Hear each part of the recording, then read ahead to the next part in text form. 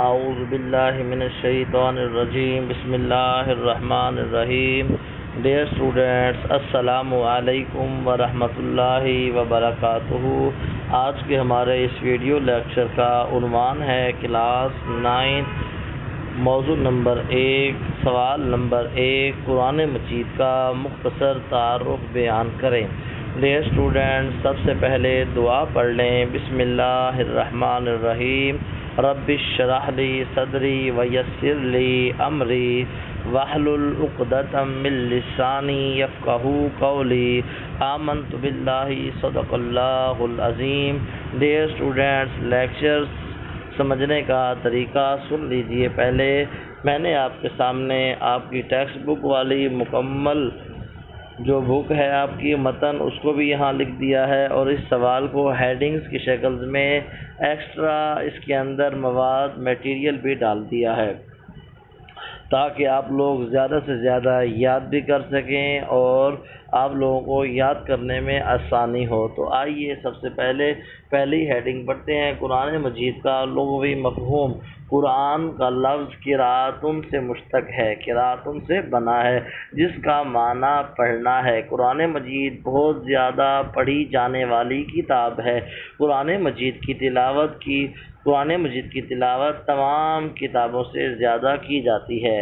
اسلامی شریعت کی اصطلاح میں قرآن مجید سے مراد وہ مقدس الہامی کتاب ہے۔ الہامی کتاب سے مراد وہ الہامی کتابیں جو اللہ تبارک و تعالیٰ نے اپنے انبیاء پر نازل کی، اور الہامی کتابیں ڈیئر اسٹوڈنٹس 4 ہیں: تورات، زبور، انجیل اور قرآن مجید۔ قرآن مجید آخری الہامی کتاب ہے جو اللہ تعالیٰ نے وحی کے ذریعے اپنے آخری رسول حضرت محمد صلی اللہ علیہ وآلہ وسلم پر نازل فرمائی۔ اب وحی کسے کہتے ہیں؟ لفظ وحی کا لغوی معنی اشارہ کرنے یا خفیہ طریقے سے بات کرنے کے ہیں۔ شریعت کی روح سے وحی سے مراد غیبی طریقے ہیں جس کے ذریعے اللہ تعالیٰ اپنے کسی نبی کو اپنا پیغام پہنچاتا ہے، جو عام طور پر حضرت جبریل امین علیہ السلام کے ذریعے نبیوں کو پہنچایا جاتا ہے۔ ڈیئر اسٹوڈنٹ دوسری ہیڈنگ قرآن مجید کا اصطلاحی تعارف۔ رفتہ رفتہ نزول۔ قرآن مجید سابقہ آسمانی کتابوں کی طرح بیک وقت نازل نہیں ہوا، بلکہ ضرورت کے مطابق تھوڑا تھوڑا نازل ہوتا رہا۔ قرآن مجید کا نزول تقریباً 23 سال میں مکمل ہوا۔ شارٹ کوشچن بھی آ سکتا ہے، MCQs بھی آپ کا آ سکتا ہے کہ قرآن مجید کا نزول زمانہ نزول کتنا ہے، تو آپ اس کا جواب یہ دے سکتے ہیں۔ اسی طرح ڈیئر اسٹوڈنٹس آگے آ جائیں۔ وحی کی ابتدا۔ نزول وحی کی ابتدا غار ہیرا سے ہوئی، جہاں حضور اکرم صلی اللہ علیہ وآلہ وسلم عبادت میں مصروف تھے۔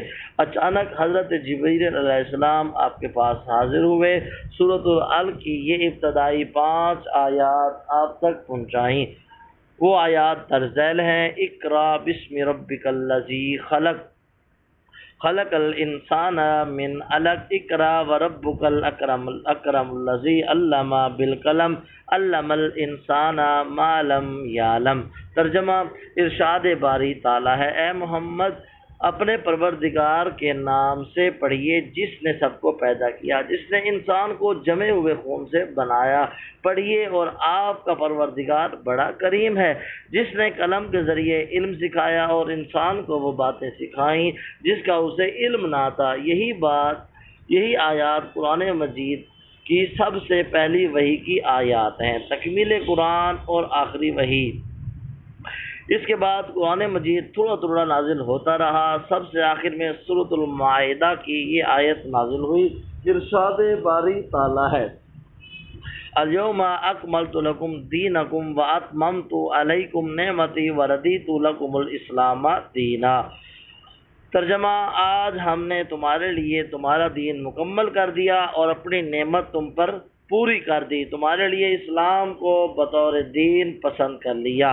ڈیئر اسٹوڈنٹس اس کے بعد اگلی ہیڈنگ کل صورتیں اور تقسیم منازل قرآن، قرآن مجید 114 صورتوں پر مشتمل ہے۔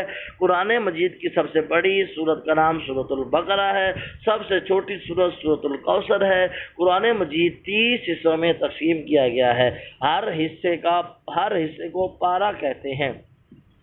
قرآن مجید کی 7 منزلیں ہیں، یہ منزلیں اس لیے مقرر کی گئی ہیں جو لوگ ایک ہفتے میں پورے قرآن مجید کی تلاوت کرنا چاہیں ان کے لیے آسانی ہو۔ ڈیئر اسٹوڈنٹس، آپ سے بھی گزارش یہی ہے کہ آپ بھی قرآن پاک کی تلاوت کثرت کے ساتھ کیا کریں۔ اس کے بعد مکی اور مدنی صورتیں۔ مکی صورتیں وہ ہیں جو ہجرت مدینہ منورہ سے پہلے نازل ہوئی، مدنی صورتیں وہ ہیں جو ہجرت کے بعد نازل ہوئیں۔ نزول قرآن مجید کا مکی دور تقریباً 13 سال ہے اور مکی صورتوں کی تعداد 86 ہے۔ نزول قرآن مجید کا مدنی دور تقریباً 10 سال ہے، اس میں نازل ہونے والی صورتوں کی تعداد 28 ہے۔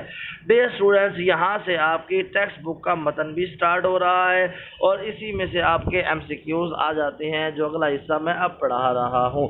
انسانوں کی رہنمائی کا کامل ذریعہ، اللہ تعالیٰ نے انسان کو پیدا کیا، اس کی جسمانی اور فطری ضروریات پوری کرنے کے لیے مادی وسائل پیدا کیے۔ جسمانی ضروریات، خوراک پیدا کرنے، جسمانی جسم کی ضرورت پیدا کرنے کے لیے اللہ تبارک و تعالیٰ نے ہمارے لیے خوراک کا انتظام بھی کیا اور اس کے ذہن اور روح کی رہنمائی کے لیے بھی اہتمام فرمایا۔ ذہن اور روح کی رہنمائی کے لیے اللہ تبارک و تعالیٰ نے انبیاء کو بھیجا۔ خود انسان کو خیر اور شر میں فرق کرنے کی صلاحیت اور ضمیر کی آواز عطا فرمائی۔ اس کے علاوہ اللہ تعالیٰ نے انسان کی رہنمائی کے لیے انبیاء کرام مبعوث فرمائے اور ان پر کتابیں نازل فرمائی۔ ہمارے نبی حضرت محمد صلی اللہ علیہ وآلہ وسلم اللہ تعالیٰ کے آخری نبی ہیں۔ اللہ تعالیٰ نے آپ صلی اللہ علیہ وسلم پر قرآن مجید نازل فرمایا۔ یہ اللہ تعالیٰ کی آخری کتاب ہے، تمام بنی نوع انسان کے لیے ہدایت کا ذریعہ ہے اور تمام سابقہ آسمانی کتابوں کی تصدیق کرتا ہے۔ اب آ جائیں اگلی ہیڈنگ کی طرف۔ قرآن تمام سابقہ آسمانی کتابوں کا محافظ ہے۔ اللہ سبحانہ و تعالیٰ نے پچھلی امتوں کے لیے بھی انبیاء مبعوث فرمائے اور ان میں سے بعض پر اپنی کتابیں بھی نازل فرمائی تھیں، لیکن ان انبیاء کی تعلیمات اور ان پر نازل شدہ کتابیں اپنی اصلی حالت میں محفوظ نہیں رہیں۔ ارشاد باری تعالیٰ ہے وَأَنزَلْنَا إِلَيْكَ الْكِتَابَ بِالْحَقِّ مُصَدِّقًا لِمَا بَيْنَ يَدَيْهِ مِنَ الْكِتَابِ وَمُهَيْمِنًا عَلَيْهِ، اور تمہاری طرف ہم نے یہ کتاب نازل کی ہے، یہ حق لے کر آئی ہے، اس سے پہلے جو آسمانی کتابیں آئیں ان کی تصدیق کرنے والی ہے اور ان کی محافظ و نگہبان ہے۔ قرآن کو مہیمن کہنے کا مطلب، یہ شارٹ کوشچن بھی آ جاتا ہے، قرآن مجید کو پچھلی کتابوں کے لیے مہیمن کہنے کا مطلب یہ ہے کہ ان کتابوں میں جو تعلیمات اور عقائد اپنی اصلی حالت میں محفوظ نہ رہ سکے انہیں قرآن مجید نے اپنے اندر اثر نو بیان کر کے محفوظ کر دیا، یعنی بالکل نئے طریقے سے بیان کر کے محفوظ کر دیا۔ یہی وجہ ہے کہ قرآن پاک کی تعلیمات پر پورے اطمینان سے ہر زمانے میں عمل کیا جا سکتا ہے۔ آخری ہیڈنگ شارٹ کوشچن بھی آ سکتا ہے، قرآن مجید جامع اور عالمگیر کتاب، ایک مختصر نوٹ لکھیں، یہ بھی آ سکتا ہے۔ قرآن کریم انسانی زندگی کے تمام پہلوؤں کے متعلق رہنمائی کرتی ہے۔ سوال شارٹ کوشچن آ سکتا ہے کہ قرآن مجید انسان کے کون سے پہلوؤں کے متعلق رہنمائی کرتا ہے؟ تمام پہلوؤں کے متعلق رہنمائی کرتا ہے۔ اس میں انسانی زندگی کی حقیقت، خیر و شر، نیکی اور برائی، حلال اور حرام، اخلاقی تعلیمات، غرض، زندگی کے ہر پہلو کے متعلق رہنمائی موجود ہے۔ اس میں انسان کی آخرت کی زندگی کے متعلق تفصیلی معلومات ہے، آخرت کی یعنی جب ہم مریں گے، قبر میں جائیں گے اور جب جزا یا سزا کا وقت ہوگا، پھر جنت اور دوزخ کا ذکر بھی اس کے اندر موجود ہے۔ اور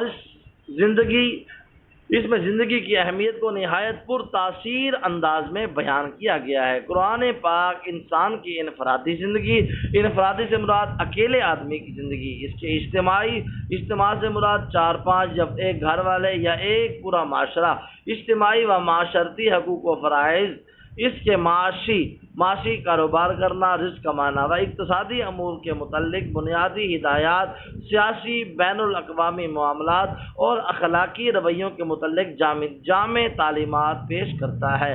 غرض قرآن کریم انسان زندگی کے تمام پہلوؤں کے بارے میں ضروری معلومات اور رہنمائی کا خزینہ ہے، اور اس میں وہ تمام باتیں وضاحت سے بتا دی گئی ہیں جن کا جاننا انسان کے لیے ضروری ہے اور جن کے جاننے کا انسان کے پاس کوئی دوسرا ذریعہ نہیں۔ یہ ڈیئر اسٹوڈنٹس آپ کا پہلا سوال۔ اللہ تبارک و تعالیٰ سے دعا ہے اللہ تبارک و تعالیٰ ہمیں دین اور دنیا میں کامیابی عطا فرمائے، آمین۔